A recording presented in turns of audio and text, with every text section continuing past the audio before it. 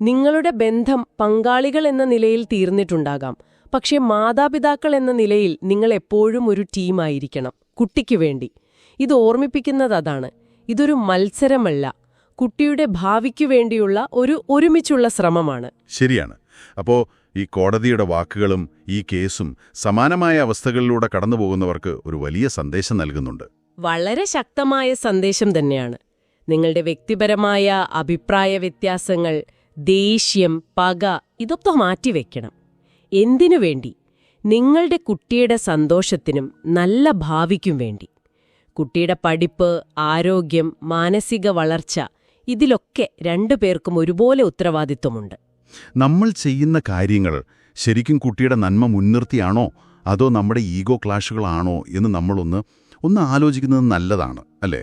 തീർച്ചയായും ഒരു ആത്മപരിശോധന നല്ലതാണ്. ഈ കേസ് അത് ഓർമ്മിപ്പിക്കുന്നു.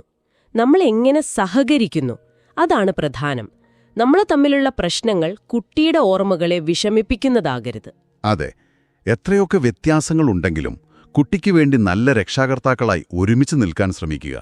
ഭൂതകാലത്തിലെ പ്രശ്നങ്ങൾ അതവിടെ വിട്ടിട്ട് കുട്ടിയുടെ ഭാവിക്കായി മുന്നോട്ടു പോവുക. അതാണ് പ്രധാനം. കൃത്യമായി പറഞ്ഞു. നിങ്ങളുടെ ഇന്നത്തെ പ്രവൃത്തികളാണ് കുട്ടിയുടെ നാളത്തെ നല്ല ഓർമ്മകളുണ്ടാക്കുന്നത്. അത് സന്തോഷകരമാക്കാൻ ശ്രമിക്കുക.